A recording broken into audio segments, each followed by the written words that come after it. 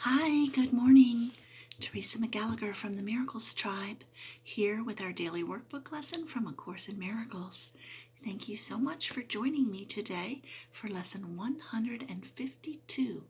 The power of decision is my own. No one can suffer loss unless it be his own decision. No one suffers pain except his choice elects this state for him. No one can grieve, nor fear, nor think him sick unless these are the outcomes that he wants. And no one dies without his own consent. Nothing occurs but represents your wish, and nothing is omitted that you choose. Here is your world, complete in all details. Here is its whole reality for you, and it is only here salvation is. You may believe that this position is extreme and too inclusive to be true, yet can truth have exceptions? If you have the gift of everything, can loss be real? Can pain be part of peace or grief of joy?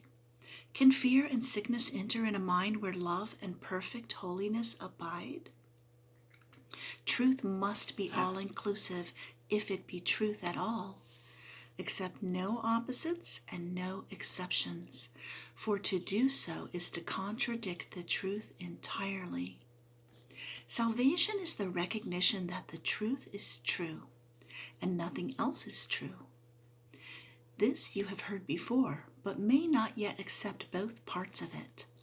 Without the first, the second has no meaning, but without the second, the first is no longer true. Truth cannot have an opposite. This cannot be too often said and thought about. For if what is not true is true, as well as what is true, then part of truth is false, and truth has lost its meaning. Nothing but the truth is true, and what is false is false. This is the simplest of distinctions, yet the most obscure, but not because it is a difficult distinction to perceive.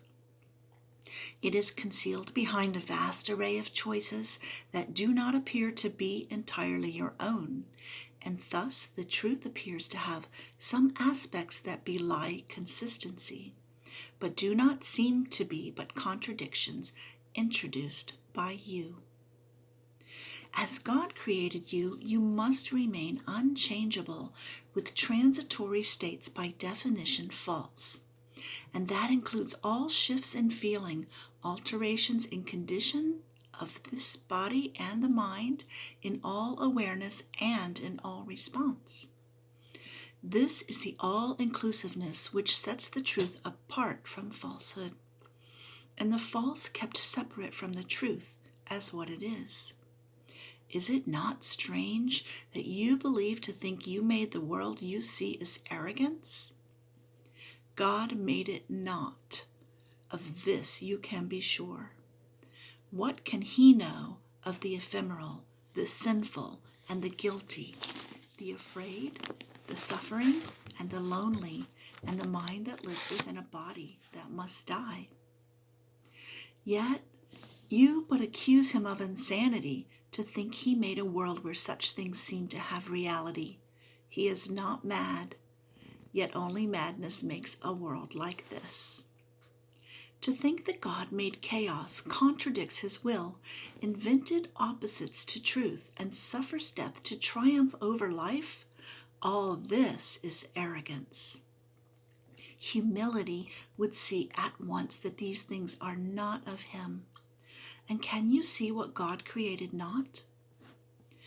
To think you can is merely to believe you can perceive what God willed not to be. And what could be more arrogant than this? Let us today be truly humble and accept what we have made as what it is.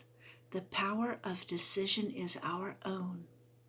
Decide but to accept your rightful place as co-creator of the universe, and all you think you made will disappear. What rises to awareness then will be all that there ever was, eternally as it is now. and it will take the place of self-deceptions made but to usurp the altar to the Father and the Son. Today we practice true humility, abandoning the false pretense by which the ego seeks to prove it arrogant. Only the ego can be arrogant, but truth is humble, and in acknowledging its mightiness, its changelessness, and its eternal wholeness, all encompassing God's perfect gift to his beloved Son, we lay aside the arrogance which says that we are sinners, guilty and afraid, ashamed of what we are, and lift our hearts in true humility to him who has created us immaculate, like to himself in power and in love. The power of decision is our own, and we accept of him that which we are and humbly recognize the Son of God. To recognize God's Son implies as well that all self-concepts have been laid aside and recognized as false. Their arrogance has been perceived, and in humility, the radiance of God's Son, his gentleness, his perfect sinlessness, his Father's love, his right to heaven, and release from hell are joyously accepted as our own. Now do we join in glad acknowledgement that lies are false and only truth is true. We think of truth alone as we arise and spend 5 minutes practicing its ways, encouraging our frightened minds with this. The power of decision is my own. This day I will accept myself as what my Father's will created me to be. Then we will wait in silence, giving up all self-deceptions, as we humbly ask ourselves that he reveal himself to us. And he who never left will come again to our awareness, grateful to restore his home to God as it was meant to be. In patience, wait for him throughout the day, and hourly invite him with the words with which the day began, concluding it with this same invitation to yourself. God's voice will answer, for he speaks for you and for your Father. He will substitute the peace of God for all your frantic thoughts, the truth of God for self-deceptions, and God's Son for your illusions of yourself. So we will practice for 5 minutes, repeating the lesson.